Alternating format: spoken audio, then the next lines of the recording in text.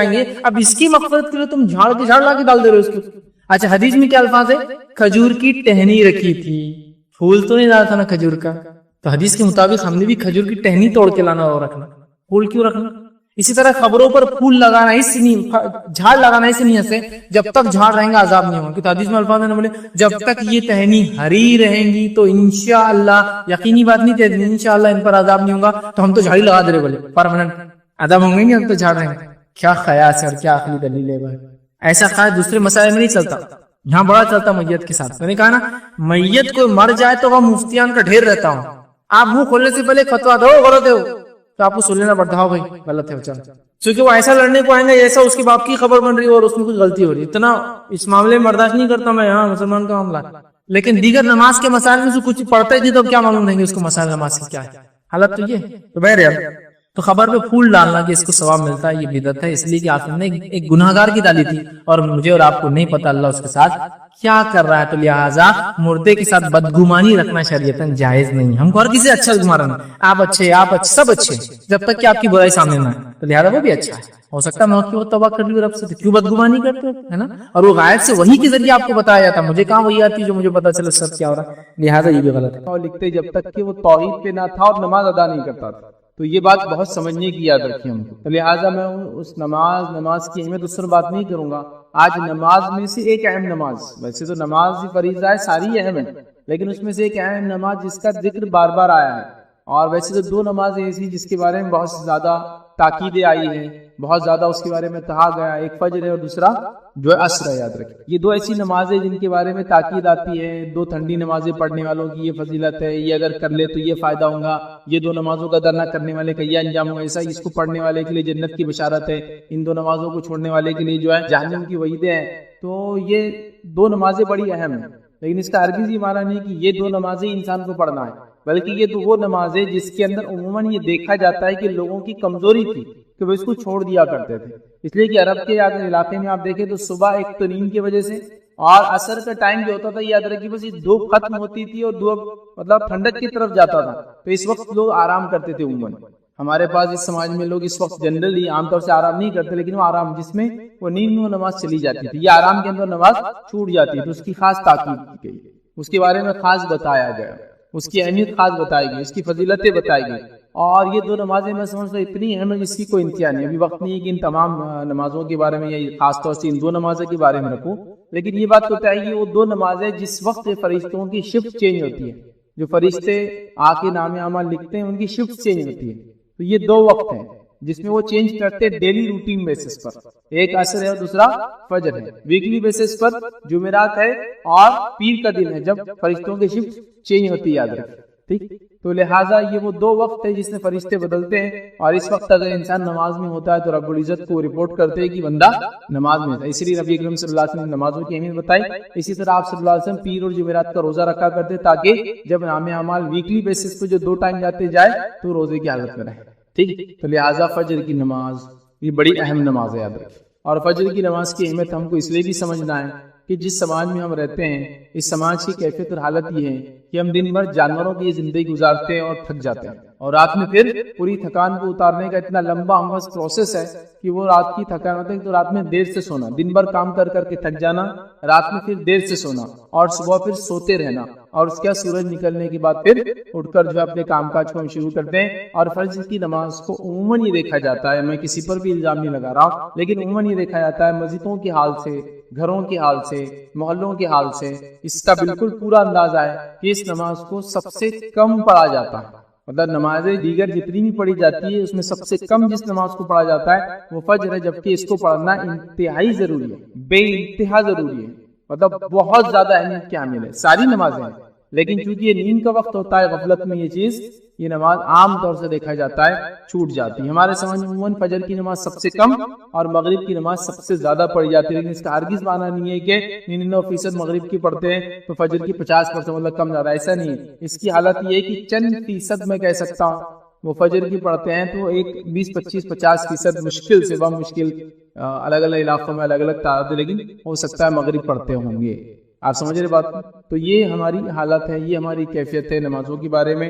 تو خاص طور سے فجر کی نماز. اور فجر کی نماز اس لیے بھی اہم ہے کہ اگر فجر کی نماز کو ہم پڑھنا شروع کر دیں، یاد رکھیے، تو دیگر ساری نمازیں ہم پر آسان ہو جائیں گی. اس لیے کہ اگر مشکل کے اعتبار سے دیکھا جائے تو سب سے مشکل یہی نماز ہوتی ہے، کیونکہ صبح اٹھنا اور پھر پڑھنا، اور جس سسٹم میں ہم رہتے ہیں، جس طرح کے ہم کام کرتے ہیں، جس طرح کا سسٹم بس شادی بیاہ، راتوں میں جاگنے کا، پڑھائی کرنے کا دنیا میں بن چکا ہے، جس کے نتیجے میں ہوتا ہے کہ اس سب کا خمیازہ جس کو بھگتنا پڑتا ہے وہ ہمارے فرائض ہیں، اور خاص طور سے اس میں فجر کی نماز کو اس کا خمیازہ بھگتنا پڑتا ہے. یاد رکھیے، تو ہمارے معاشرے کے اندر یاد رکھیے اس نماز کو بہت کم پڑھا جاتا ہے.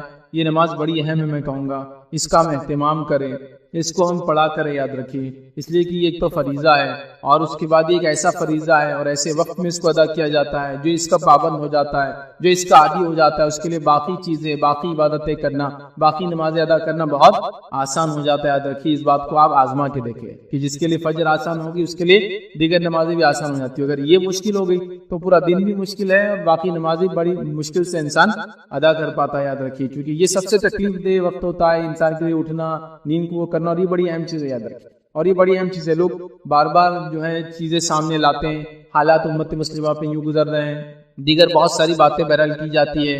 حالات کے پیش نظر ہم کو یہ تیاری کرنا چاہیے، تعلیم اعتبار سے یہاں تک بڑھنا چاہیے، معاشی اعتبار سے اکنامیکل یہاں تک ڈیولپمنٹ کرنا چاہیے، اسی طرح جو ہے سیاسی اعتبار سے پولیٹیکلی ہم کو یہاں تک پہنچنا چاہیے، اسی طرح اقتصادیات کے اعتبار سے ہم کو یہاں تک پہنچنا چاہیے تو ہم کامیاب ہو جائیں گے. اور پتہ نہیں دیگر کتنے اس میں چیزیں جس کے بارے میں جس کو وجہ بتائی جاتی ہے ہمارے زوال کی، اور ہم کو وہاں تک پہنچنے کے لیے یہ سب کام کرنا ہے. اور ہم کو حکومت کو، ہم کو قوموں کو، ہم کو زمانے کو یہ بتا رہا ہے کہ ہم قوم جاگی ہوئی قوم ہیں، ہم سوتے ہوئے لوگ نہیں ہیں، ہم لوگ اپنے حق کے لیے لڑ سکتے ہیں، ہم بھی فلاں ہیں، ہم بھی کسی زمانے میں حق حاکم تھے، اور یہ ساری باتیں ہیں. لیکن ان تمام چیزوں کے لیے جو بھی آپ سبب، جو بھی وجوہات بتاتے ہیں، میں نے ہمیشہ ہر بار یہ حل دینے کی کوشش کیا. دیکھیے کہ آپ تمام چیزوں کو ایک طرف جانے دیجیے. اگر خالی مسلمان توحید پر آ جائے، میں نے اس سے پہلے بھی کئی بار کہا آپ نے، لیکن لوگ بولتے نہیں یہ سب چیزیں چھوڑ کر دوسری باتیں کرو، تھوڑے جوشیلے تو مزہ آئیں گے.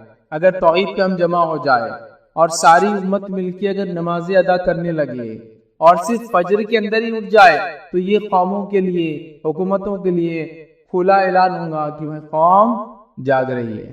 اتنے ہی کافی، باقی تو میں کچھ بول ہی نہیں رہا اس کا.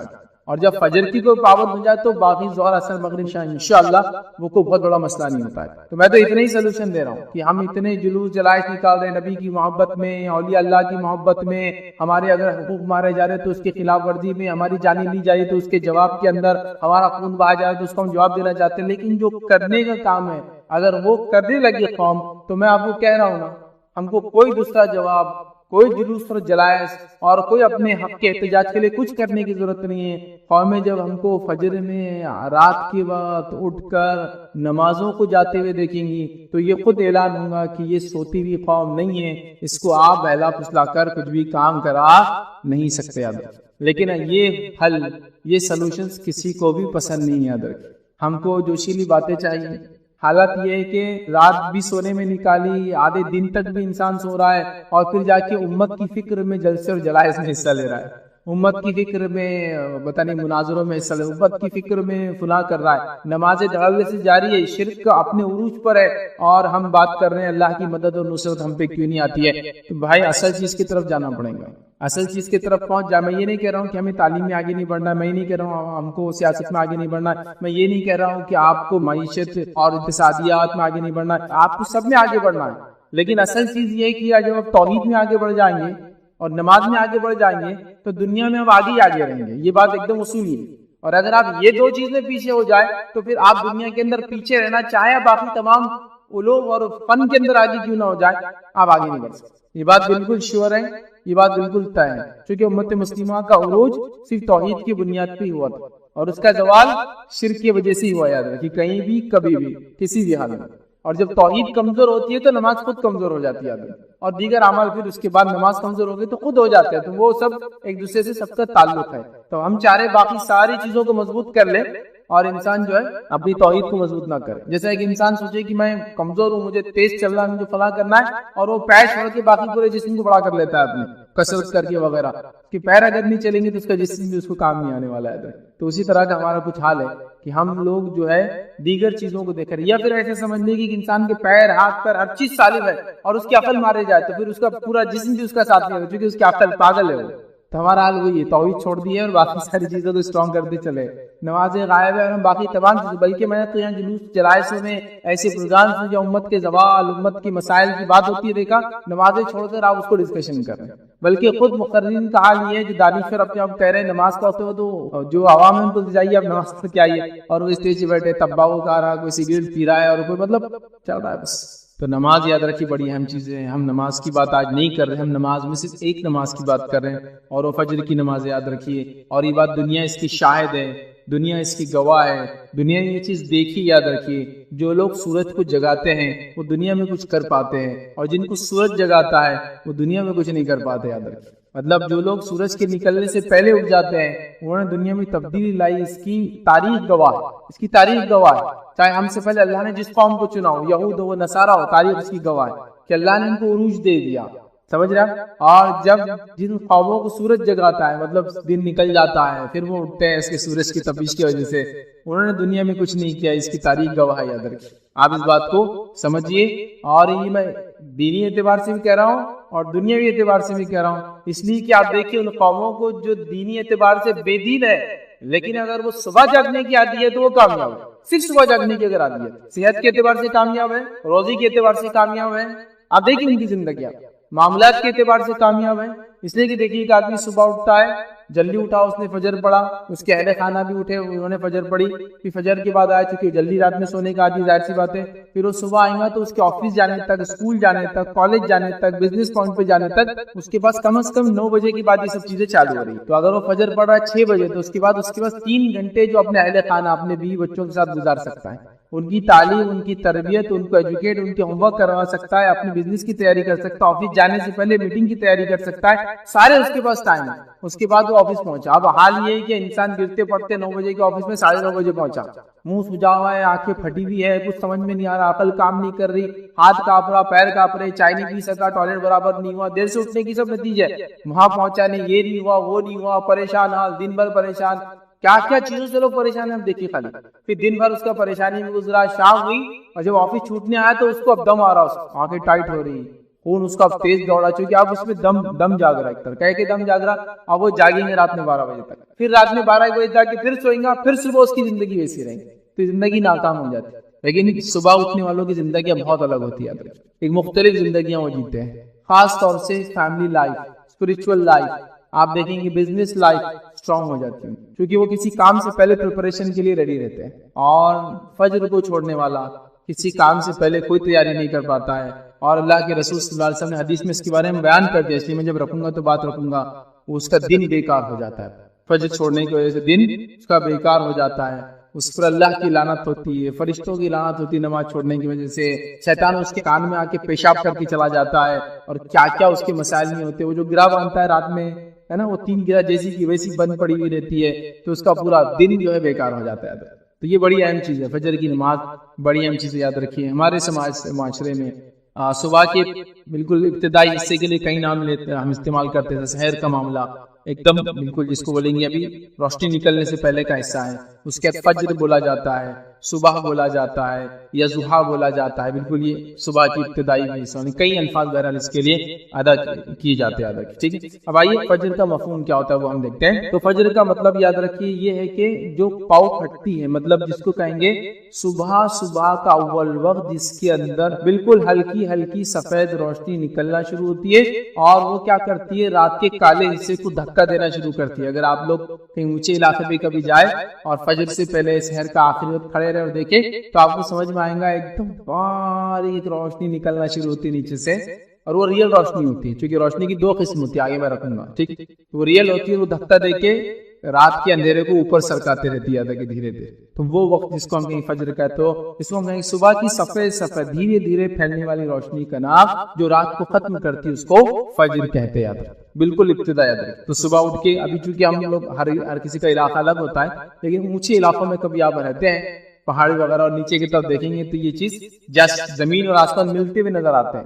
وہاں آپ کو یہ چیز دیکھنے کو ضرور نظر آئیں گی، کیسا وہ نکلتا ہے، کیسا رات ختم ہونا شروع ہوتی ہے اور دن وہاں اندر جو ہے داخل ہونا شروع ہوتا ہے، ٹھیک ہے۔ اب فجر کا صحیح وقت کیا یاد رکھیے، تو فجر کا صحیح وقت یاد رکھیے وہ یہ ہے کہ سحر کا آخری وقت وہ فجر کی ابتدا ہے، مطلب فجر شروع ہو گئی تو سحر ختم کرنا پڑتی ہے آپ کو۔ رمضان میں یہ ہوتا ہے، ہر کوئی رمضان کے روزے، اس کے علاوہ محرم میں روزے رکھتا ہے 2، اس کے علاوہ ذی الحجہ میں روزہ رکھتا ہے، اور ذی الحجہ کے پہلے ابتدائی 9 روزے ویسے رکھنا سنت ہے، نہ بھی ہو تو ایک روزہ تو کم از کم 9 ذی الحجہ کا ہم رکھ ہی لیتے ہیں، شوال کے 6 روزے ملا تو ایسا 40 سے 50 روزے ہو ہی جاتے ہیں انسان، ٹھیک۔ تو تب آپ محسوس، وہاں ہم کو لگتا ہے یہ چیز ضروری ہے کہ کب سحر ختم ہو رہی، ویسے آج کل تو ایپس وغیرہ آ گئے تو آسانی ہے، لیکن کسی زمانے میں اتنا آسان نہیں تھا۔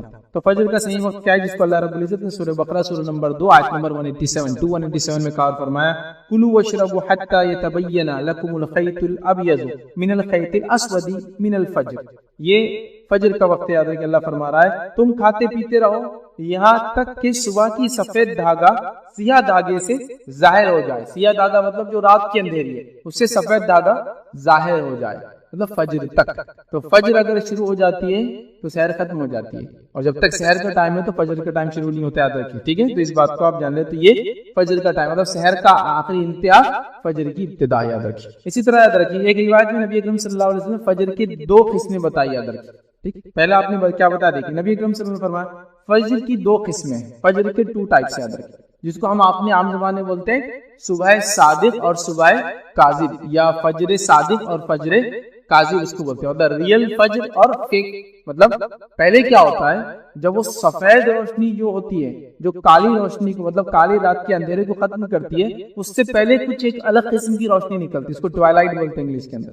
وہ روشنی ہوتی ہے لیکن وہ فجر نہیں ہے، وہ صبح صادق نہیں ہوتی، کاذب ہوتی، یاد رکھیے۔ تب تک آپ سحر کر سکتے تب تک، لیکن جب صبح صادق ریئل فجر ہو جاتی ہے تو آپ کو سحر چھوڑ دینا پڑتی ہے۔ تو نبی اکرم صلی اللہ علیہ وسلم کیا فرمایا سنیے، فجر کی 2 قسمیں ہیں، فجر کاذب ہے جس میں نماز فجر کی ادائیگی حرام ہوتی ہے اور سحر کا کھانا درست ہوتا ہے، اور پھر فرمایا فجر صادق ہے جس میں سحر کا کھانا حرام ہوتا ہے اور نماز فجر پڑھنا درست ہوتا ہے، ٹھیک ہے۔ تو یہاں فجر کی 2 قسمیں، لیکن ہم جو فجر سے مراد ہے ہماری وہ جب فجر کا وقت ہو جاتا ہے، اور ہماری یہاں مراد یاد رکھیے فجر سے، فجر کی نماز سے۔ اور اللہ رب العزت نے فجر کی نماز کے تعلق سے قرآن میں قسم بھی کھائی ہے، سورہ فجر کے اندر جو قرآن کا 89 نمبر کا سورہ آیت نمبر 1 میں والفجر کی قسم ہے فجر کی۔ اسی طرح زمانے کی قسم کھائی والعصر، قسم ہے زمانے کی، یاد رکھیے عصر کے وقت، ٹھیک۔ تو یہ فجر کے تعلق سے اس کا معنی اور مفہوم ہے۔ آئیے فجر کی اہمیت کیا ہے، تو فجر کی نماز یاد رکھیے، اس کی بڑی اہمیت یاد رکھیے۔ آئیے ہم دیکھتے کچھ اہمیت، کچھ باتیں اس کے تعلق سے۔ صبح فجر کا وقت بہت ہی برکت والا وقت ہے، یاد رکھیے۔ نبی اکرم صلی اللہ علیہ وسلم کیا فرماتے، سنن ابن ماجہ کی روایت، آپ نے فرمایا عبداللہ بن عمر رضی اللہ عنہ اس کے راوی فرماتے ہیں، کہتے ہیں نبی اکرم صلی اللہ علیہ وسلم فرمایا، اے اللہ میری امت کے لیے صبح کے وقت میں برکت عطا فرما، میری امت کے لیے صبح کے وقت، اور صبح شروع ہو جاتی فجر سے، تو میری امت کے لیے ابھی سورج طلوع نہیں ہوا، لیکن یاد رکھیے وہ طلوع ہونے کی بات تو بالکل ریئل بالکل صبح ہو گئی، لیکن فجر سے روشنی شروع ہو جاتی دکھنا، یاد رکھیے، تو میری امت کے لیے اس کی صبح کے وقت میں برکت عطا فرما۔ یہ نبی اکرم صلی اللہ علیہ وسلم کی دعا ہے، یاد رکھیے۔ اور ہمارا معاملہ یہ ہے کہ فجر کے اس میں ہم کو کچھ کرنا ہی نہیں، مطلب برکت والے وقت کو سو جانا ہے۔ محدثین کے اگر آپ واقعات پڑھیں، اگر کبھی رات میں سفر کرتے اور سفر کر کے آتے اور ایسا ہوتا کہ رات بھر جاگنا ہو جاتا یا لمبے وقت تک جاگنا ہوتا رات میں، پھر تھوڑا بہت سو جاتے، پھر اس کے اٹھنے کے بعد فجر پڑھتے، تو یہ فجر کے بعد خاص طور سے سویا نہیں کرتے تھے، کہتے تھے کہ یہ برکت والا وقت ہے، اس کو سونے میں ضائع نہیں کیا ایسا، تو خاص جاگتے تھے بیچارے، حالانکہ رات میں بھی جاگے ہوئے لیکن دن میں سوتے نہیں تھے صبح کے وقت، تو یہ برکت والا وقت ہے۔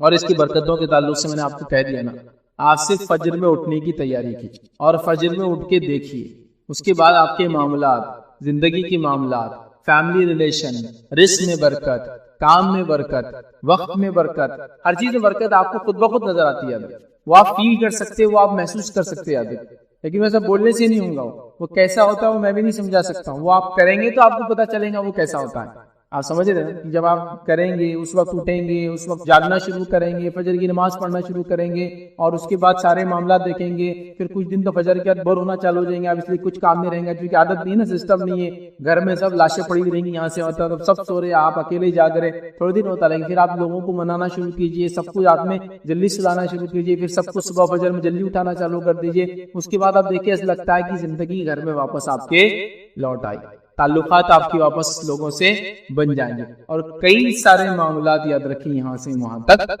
صحیح ہونا چالو ہو جائے. اور جب یہ سسٹم صحیح نہیں ہوتا ہے فجر کا تو پھر مسئلہ یہ ہوتا ہے کہ کام والا اٹھتا ہے تو بیوی بچوں کی لاشیں بچھی ہوئی رہتی ہے, پھر اٹھ کے کام پہ چلا جاتا ہے, پھر بچے اٹھ کے اسکول چلے جاتے ہیں, تو ابھی باپ بچے ملے ہی نہیں ایک دوسرے, بیوی اور شوہر کے کوئی تعلقات ابھی نہیں بنے اب تک, مطلب کوئی ریلیشن نہیں, کوئی بات چیت نہیں, کچھ نہیں. پھر وہ دوپہر کے بعد شام میں گھر لوٹ کے آ رہا ہے, شام میں لوٹ کے آ رہا ہے تو دعوت میں جانا ہے, مصروفیت یہ بچے کھیل رہے, بچے ہوم ورک کر رہے, فلاں کر رہے, یہ کر رہے, وہ کر رہے, پھر وہ دوستوں میں چلا جاتا ہے, یہ گھر میں رہتا ہے, یہ ٹی وی کے سامنے بیٹھے, یہ دوستوں میں چلا گیا, پھر دیر رات گئے 11-12 بجے, یہ گھر میں داخل ہے, بچے جب تک سو چکے تھے, بیوی جب تک پورا دن ٹی وی دیکھ کر اس کی آنکھیں تھک چکی تھی, وہ بھی اکتا گئی تھی, کوئی آئیڈیا جب نہیں تھے, شوہر سے کیا بات کرنا سمجھ میں نہیں آ رہا تھا, واٹس ایپ کو دیکھ دیکھ کے, اس کی نیوز پڑھ کے اور یوٹیوب کے پروگرام سے ویڈیوز دیکھ دیکھ کے آلریڈی پورے ایگزاسٹ ہو چکے تھے, اس کے بعد دونوں آئے اور دونوں پھر سو گئے. تو فجر کا سسٹم آپ کو کئی چیز کو ریوائیو کر دیں گے, آپ کی زندگی میں تبدیلیاں لانا شروع کر دیں, اتنی تبدیلیاں, اتنی زبردست تبدیلیاں کہ آپ اس کو محسوس کر سکتے ہو. 2 سے 3 گھنٹے جو آپ کو ملیں گے آپ کے کام سے پہلے, وہ آپ کی لائف چینجنگ ہوں گے, وہ کئی سارے نئے کام کرنے میں آپ کو مددگار ثابت ہوں گے, یاد رکھیں. اور کئی سارے کام مت تو کرنا یاد رکھیے, یہ سب سے صحیح وقت ہے اس کے لیے. تو صبح میں برکت ہے, یاد رکھیے. اور جتنے لوگوں کی تجارتیں صبح ہوتی ہے, ان تجارتوں کو آپ غور کیجیے, ان تجارتوں کو آپ مانیٹر کیجیے, اور ان تجارتوں کی برکت کو دیکھیے, ان کی برکت, ان کے مال میں برکت, ان کے بیوی بچوں کے اندر برکت آپ دیکھیے.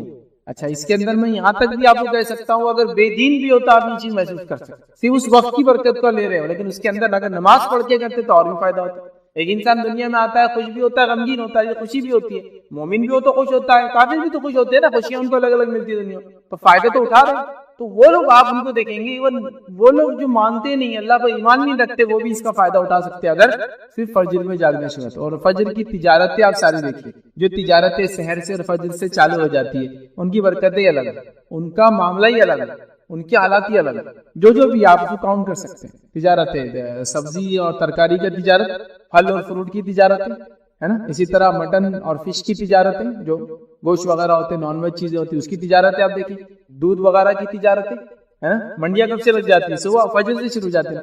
اور ان کی زندگیاں دیکھیں, ان لوگوں کی, ان کی برکتیں دیکھیے, ان کی اولادوں کو دیکھیے آپ, اور تمام ان کی صحت دیکھیے, ان کے حالات دیکھیے آپ, عجیب و غریب حالات. تو اللہ تعالیٰ نے اس وقت میں برکت رکھی ہے, امت اس سب سے اہم وقت کو سونے میں برباد کرے. مسلم ممالک میں اگر آپ جائیں گے, کچھ ہر کوئی تو نہیں, لیکن ایک سعودی کی میں مثال دے سکتا ہوں, صبح آفس کے وقت جو 7 بجے چالو ہوتا ہے, مارننگ 7 سے آفس چالو ہوتے ہیں, تو جب صبح 7 بجے آفس چالو ہوتا ہے, 3 سے 4 بجے آپ فری ہو جاتے ہیں. اس کے بعد صبح بھی آپ کی برکت والا وقت تھا, آپ نے اس کو حلال روزی میں ڈالا. اس کے شام میں آنے کے بعد ریکریشنل ایکٹیویٹیز, بچوں کے ساتھ رہنا, کھیلنا, کودنا, گارڈننگ, گھومنا پھرنا, اس سب کے لیے آپ کے مغرب تک وقت ہے, عشاء تک وقت ہے, اور اس کے بعد آپ جلدی آپ سو جائے, پھر آپ فجر میں اٹھ جائے. تو آپ زندگی میں دیکھیں گے برکت, پیسے میں آپ دیکھیں گے برکت ہے, اولاد میں آپ دیکھیں گے برکت ہے, حالات میں برکت ہے. جب وہ لوگ وہاں کے ماحول سے نکل کے ہندوستان چھٹی میں آتے تو بولتے یار یہاں کی نوسط تو برداشت ہی نہیں ہو رہی, لیکن کچھ دن بعد پھر وہی حل ہوتا ہے, خربوزے کو دیکھ کے خربوزہ رنگ بدل لیتا, پھر یہ بھی سوتے پڑا, مطلب لاشیں پھر بچھی ہوئی صبح کے وقت, سب پڑے مردار کی حالت, لیکن وہ محسوس کر سکتے ہیں آپ, وہ زندگی, اس کی چہل پہل, اس کے فائدے. تو یہ دیکھیے آپ اس چیز کو, آپ کے مثالیں. بہرحال دوسرا ہم دیکھتے ہیں اللہ کے پاس فرشتوں کی گواہی, یاد رکھیں صحیح مسلم کی روایت ہے, ابو ہریرہ رضی اللہ عنہ اس کے راوی فرماتے ہیں, نبی اکرم صلی اللہ علیہ وسلم فرمائے, تمہارے پاس رات کے فرشتے اور دن کے فرشتے آگے پیچھے آتے رہتے ہیں, یعنی حفاظت کے لیے آتے ہیں, اور جو بھی ریکارڈ کیپنگ کے لیے آتے رہتے ہیں, اور نماز فجر اور نماز عصر میں جمع ہو جاتے ہیں, مطلب دونوں آ کے شفٹ چینج کرتے جمع ہو جاتے ہیں, پھر چڑھ جاتے ہیں. وہ فرشتے جو رات کو تمہارے پاس تھے, تو جو رات میں تمہارے پاس تھے اوپر کی طرف چڑھ جاتے فجر میں, یاد رکھیے. اور اللہ ان سے پوچھتا ہے, حالانکہ اس کو خوب معلوم ہے کہ کیا ہوا ہے, تم نے میرے بندوں کو کس حال میں پایا, مطلب وہ کیسے تھے. تو وہ عرض کرتے ہیں, اللہ جب ہم نے ان کو چھوڑا تو جب یہ نماز پڑھ رہے تھے, یعنی صبح کی نماز پڑھ رہے تھے, اور جب ان کے پاس گئے تھے تو نماز پڑھ رہے تھے, مطلب فرشتے عصر میں آئے تھے, فجر میں گئے. تو بولتے ہیں جب ہم آئے تھے تب بھی وہ نماز میں تھا, اور جب ہم چھوڑ کر گئے تب بھی نماز میں تھا, کیونکہ عصر میں آتے ہیں, ٹھیک ہے, اور فجر میں چلے جاتے ہیں, تو فجر میں نئے آتے جو عصر تک رہتے ہیں. تو جو آنے والے کیا بولتے ہیں, جب ہم آئے تھے تو جب یہ نماز پڑھ رہا تھا, اور جب ہم گئے تب بھی نماز ہی پڑھ رہا تھا, حالانکہ اللہ کو یہ چیز معلوم ہے. تو فجر اور عصر کی نماز کی دیکھیے اہمیت اس روایت سے پتہ چلتی ہے. فرشتوں کی گواہی کا وقت ہوتا ہے, اللہ کے پاس ہمارے اعمال لے جاتے ہیں, ہم نماز کی حالت میں ہو تو کتنا فائدہ ادا ہے. اسی طرح ہم دیکھتے ہیں روز قیامت کامل نور کا وعدہ ہے ان لوگوں کے لیے جو فجر کی نماز پڑھتے ہیں. آئیے سنن ابی داؤد کی روایت ہے, نبی اکرم صلی اللہ علیہ وسلم نے فرمایا کہ خوشخبری دو قیامت کے روز کامل نور کی ان لوگوں کو جو اندھیروں میں مسجد کی طرف چل کر آتے ہیں. خوشخبری دو ان لوگوں کو کامل نور کی روز قیامت ان لوگوں کو جو اندھیرے میں نماز کے لیے مسجد کی طرف آتے ہیں. اور ظاہر سی بات ہے اندھیرے میں نماز کے لیے مسجد جب انسان آتا ہے وہ فجر کا وقت ہوتا ہے اور اندھیرا ہوتا ہے. نبی اکرم صلی اللہ علیہ وسلم کے زمانے میں لوگ اندھیرے کے وقت نماز کے لیے جاتے تھے, مطلب فجر بہت اول وقت پڑھتے تھے. اور روایت میں آتا ہے کہ نبی اکرم صلی اللہ علیہ وسلم جب نماز پڑھ کر بھی نکلتے تو اندھیرا ہوتا تھا. سمجھ میں آ رہی بات؟ ہمارے پاس کیا ہوتا ہے معلوم آپ کو کہ مسجد میں جاتے بہت سے لوگ اور لائٹیں بند کرتے تھے. میرے نبی اکرم صلی اللہ علیہ وسلم نماز اندھیرے میں پڑھتے تھے. پھر تو تم دن میں 12 بجے اٹھ کے لائٹیں بند کر کے اندھیرے نماز پڑھ لو. اس کا معنی کیا ہے؟ اس کا معنی یہ ہے کہ اس زمانے میں لائٹیں وغیرہ نہیں ہوتی تھی اول وقت میں, تو ہم تو وقت سب سے آخری اختیار کرتے فجر کے لیے, لیکن لائٹ بند کر کے سنت پہ عمل کرنے کا پلان پورا رہتا ہے کہ اندھیرے میں فجر کی نماز ہو رہی. کئی وقت دیکھا میں نے کہ فجر کا وقت ختم ہو رہا 15 منٹ بعد, اس سے 15 منٹ 10 منٹ پہلے جماعت ہوتی ہے, روشنی اندر آتی ہے تو بولتے لائٹیں بند کر دو, لائٹیں بند کر کے بولے اندھیرے میں نماز پڑھنا. یہ معنی نہیں ہے اس کے کسی بھی حال میں, ٹھیک ہے. بہرحال اسی طرح ہم دیکھتے ہیں روز قیامت کامل نور کا وعدہ. اسی طرح فجر کی نماز جو ہے منافقوں پر بھاری ہوتی ہے. آئیے نبی اکرم صلی اللہ علیہ وسلم کیا فرمایا. اور ابی بن کعب رضی اللہ عنہ جو اس کے راوی کہتے ہیں, مسند احمد کی روایت ہے, نبی اکرم صلی اللہ علیہ وسلم نے صبح کی نماز پڑھائی اور پھر ہم سے پوچھا فلاں آدمی حاضر ہو, مطلب فلاں آدمی کو بھیجو. لوگوں نے کہا وہ نہیں ہے. پھر آپ نے فرمایا فلاں آدمی کو حاضر کرو میرے پاس. لوگوں نے فرمایا وہ بھی نہیں ہے, بھی مطلب مسجد پہ نہیں موجود تھا فجر کے بعد. پھر آپ صلی اللہ علیہ وسلم فرمایا فلاں آدمی کو میرے پاس بھیجو. لوگوں نے کہا اللہ کے رسول صلی اللہ علیہ وسلم وہ بھی موجود نہیں ہے. نبی اکرم صلی اللہ علیہ وسلم فرمایا بے شک یہ دو نمازیں, مطلب عشاء اور فجر, یہ دو نمازیں منافقوں پر بڑی بوجھل ہوتی ہے, بھاری ہوتی ہے, مشکل ہے ان کے لیے پڑھنا. اگر وہ جان لے کہ ان دو کا جو ثواب کیا ہے تو ان کی ادائیگی وہ ضرور کریں گے اور اس کی ادائیگی کے لیے آئیں گے, اگرچہ ان کو اپنے کمر کی بل گھسیٹ کے کیوں نہ آنا پڑے یا اپنے کمر کی بل کھسک کے کیوں نہیں آنا پڑے. مطلب ایک آدمی جب چل نہیں سکتا تو کیا کرتا ہوں, پیروں میں طاقت نہیں ہوتی تو اپنے پیر کو اور کمر کو اٹھا کے ہاتھ کی بل آگے ٹیکتا, پھر پیر آگے لے جاتا ہے نا. تو وہ اپنے کمر سے چل کر آنے کی کوشش کریں گے نماز کے لیے. تو آپ نے فجر کی آواز دی 2-3 لوگوں کو, لوگوں نے کہا نہیں ہے, تو کہا دو نمازیں بڑی بوجھل ہے منافق کے لیے, فجر اور عشاء. یاد رکھیں, ٹھیک ہے. تو بہرحال جو نماز فجر چھوڑتا ہے یاد رکھیے اس میں نفاق کی ایک علامت ہے, اس کا معنی یہ ہوا. اسی طرح ہم دیکھتے ہیں فجر کی 2 رکعتیں دنیا اور اس کے علاوہ جو کچھ ہے اس میں سب سے بہتر ہے. آئیے نبی اکرم صلی اللہ علیہ وسلم صحیح مسلم کی روایت ہے, ام المؤمنین عائشہ رضی اللہ عنہا فرماتی ہے اللہ کے رسول صلی اللہ علیہ وسلم فرمایا فجر کی 2 رکعتوں کے بارے میں فرمایا مجھے ساری دنیا سے زیادہ یہ پیاری اور محبوب ہے. ساری دنیا میں جو کچھ اس سے زیادہ مجھے محبوب فجر کی 2 رکعتیں. یاد رکھیں. اسی طرح یاد رکھیں فجر کی اہمیت کے تعلق سے جو ایک بات ملتی ہے وہ یہ یاد رکھیں فجر کی 2 رکعتی نمازیں نبی اکرم صلی اللہ علیہ وسلم ہمیشہ پڑھا کرتے تھے. حالانکہ سفر میں تو ہم لوگ قصر کرتے ہیں, نوافل وغیرہ سنت وغیرہ موقعات چھوڑ بھی سکتے ہیں آپ, لیکن نبی اکرم صلی اللہ علیہ وسلم 2 نمازیں ایسی ہے جو فرض کے علاوہ بھی سفر میں آپ کبھی نہیں چھوڑتے. ایک فجر کی 2 رکعت اور وتر کی نماز, یہ آپ سفر میں بھی نہیں چھوڑتے تھے, حالانکہ سفر میں آپ دوسری نمازیں چھوڑتے تھے. آئیے حدیث کے الفاظ اس طرح سے بخاری کی روایت ہے, عائشہ رضی اللہ عنہا فرماتی ہوئی کہتی ہے نبی اکرم صلی اللہ علیہ وسلم کسی نفل نماز کی فجر کی 2 رکعتوں سے زیادہ پابندی نہیں کرتے تھے. کسی نفل نماز کی اتنی پابندی نہیں کرتے جتنی فجر کی 2 رکعت کی کرتے, کیونکہ فجر کی نماز ہی ہے نا, پھر اس کی 2 سنت کی بھی آپ اتنی سختی سے پابندی کرتے کہ دوسری روایت میں آتا آپ سفر میں بھی ان نمازوں کو کبھی نہیں چھوڑتے. یاد رکھیے ان چیزوں کو ہم کو سمجھنے کی ضرورت ہے. آئیے فجر پڑھنے والوں کی فضیلت کیا وہ آپ کے سامنے رکھتا ہوں. پہلی چیز یاد رکھیے فجر پڑھنے والا یاد رکھیے اللہ کی پناہ میں چلا جاتا ہے. فجر پڑھنے والا اللہ کی پناہ میں چلے جاتا ہے. آئیے روایت کے الفاظ صحیح مسلم کی روایت ہے, آپ صلی اللہ علیہ وسلم نے کہا جس آدمی نے صبح کی نماز پڑھی تو وہ اللہ کی ذمہ داری میں ہے, اللہ کی امان میں ہے, اللہ کی پناہ میں ہے, اللہ کی گارنٹی میں ہے, اللہ اس کا ضامن ہے, مطلب وہ اللہ کی ضمانت میں آ چکا ہے. جس نے فجر کی نماز پڑھی وہ اللہ کی ذمہ داری میں ہے. ذمہ داری سمجھتے نا, ضامن گارنٹر ہو گیا اللہ اس کا. پھر آپ نے فرمایا ذمہ داری میں, بس اللہ تم سے اپنی ذمہ داری کا سوال نہیں کرے گا تو جس سے اللہ مطلب پھر اللہ تعالیٰ تمہاری ذمہ داری کا تم سے پھر سوال نہیں کرے گا فجر ہو گئی تو, لیکن جس سے اللہ ذمہ داری کا سوال کر لے, اس سے سوال طلب کر لیا تو وہ آندھے منہ جہنم کی آگ میں ڈال دیا جائے گا. تو پھر جس نے فجر پڑھ لی وہ ذمہ داری سے بری ہوا, اور اللہ ذمہ داری جس کو بری کر دی تو بچ گیا. لیکن جس سے اللہ تعالیٰ اس کی ذمہ داری کے بارے میں پوچھ لیں گا تو اس کو آندھے منہ جہنم کی آگ میں ڈال دیں گے, مطلب منہ کے بل گھسیٹ کے جہنم کی آگ میں ڈال دیا جائے گا. تو جو انسان فجر پڑھ لے وہ اللہ کی امان میں ہے, وہ اللہ کی ذمہ داری میں ہے, وہ اللہ کی سیفٹی اینڈ سیکورٹی میں ہے. اور جس نے فجر چھوڑ دی تو اب اس کی سیفٹی اور سیکورٹی دن بھر نہیں ہو سکتی, اس کو اپنے جان بچانے کے لیے دنیا بھر کی چیزیں کرنا پڑیں گی. یاد رکھیں دنیا بھر کی چیزیں کرنا پڑے گی. سمجھ رہے اس بات؟ یہ بات بڑی سمجھنے کی یاد رکھیں. تو میں نے جو بات شروع میں کہی تھی کہ ہم لوگ اپنی جان، اپنی مال، اپنی عزت، اپنی آبرو، اپنے خون کے لیے پریشان ہے نا. تو میں نے یہ کہا تھا نا کہ فجر اگر ہونا شروع ہو جائے تو ایکچولی ہم اللہ کی ذمہ داری میں آ جاتے ہیں. اور جب اللہ ذمہ داری لے لے کسی قوم کی، کسی بندے کی، کسی گروہ کی، کسی جماعت کی، پھر کون اس کو ہاتھ لگا سکتا؟ بتائیے کون اس کو ہاتھ لگا سکتا؟ اور یہ شام تک پناہ میں اللہ کی، رات تک اللہ کی پناہ میں، پھر صبح فجر اس نے پڑھ لی، پھر اللہ کی پناہ میں چلا گیا، اللہ کی ذمہ داری میں چلا گیا. آئیے دوسری یاد رکھیے اس کی فضیلت کیا ہے. فجر جماعت سے پڑھنے والا قیام اللیل کا ثواب پاتا ہے. حدیث کے الفاظ صحیح مسلم کی اس طرح سے، جس نے عشاء کی نماز جماعت سے پڑھی تو گویا آدھی رات نفل پڑھتا رہا، اور جس نے صبح اٹھ کر فجر جماعت سے پڑھ لی تو گویا اس نے ساری رات نفل نماز پڑھتا رہا. کیا فرمایا آپ نے؟ جس نے عشاء کی رات نماز پڑھ کے سو گیا اس نیت سے کہ فجر پڑھوں گا تو آدھی رات اس کو نماز کا ثواب مل جاتا ہے. اور اگر وہ فجر میں اٹھ جاتا ہے، صبح با جماعت نماز پڑھ لیتا ہے تو گویا اس نے ساری رات نماز پڑھتا رہا. تو ساری رات قیام اللیل کا ثواب مل جاتا ہے. جو عشاء پڑھ کے سوتا ہے اور فجر میں اٹھ جاتا ہے. یہ مسئلہ ان لوگوں کے لیے ہو سکتا ہے جو رات میں کسی وجہ سے اللہ کی عبادت نہیں کر پاتے، مصروفیت کی وجہ سے، رزق کی وجہ سے، روزی کی وجہ سے، پریشانی کی وجہ سے، بیماری کی وجہ سے، سفر کی وجہ سے. لیکن عشاء کے بعد اگر فجر پڑھ لیتے ہیں تو رات بھر نفل کا انشاءاللہ اجر مل جاتا ہے. یاد رکھیے اس کو سمجھ. اسی طرح فضیلت میں یاد رکھیے ایک اور فضیلت آتی ہے. فجر پڑھنے سے شیطان کی گروہوں سے اس کے کیا بولیں گے، جو وہ ہم پر گرے لگا دیتا ہے، نوٹس باندھ دیتا ہے، یاد رکھیے اس سے ہم محفوظ رہتے ہیں. یاد رکھیے صحیح بخاری کی روایت ہے، غور سے سنیے. ابو ہریرہ رضی اللہ عنہ کیا فرماتے ہیں؟ اس حدیث کے اندر بڑی زبردست دو باتیں ہیں. یاد رکھیے زبردست دو باتیں ہیں. پہلی ایک حدیث میں تو آ گیا اللہ کی ذمہ داری میں ہم چلے جاتے ہیں، اس حدیث میں اور دو زبردست باتیں ہیں. سنیے. آپ صلی اللہ علیہ وسلم فرماتے ہیں کہ شیطان آدمی کی سر کے پیچھے رات میں سوتے وقت 3 گرہ لگا دیتا ہے، 3 نوٹس باندھ دیتا ہے.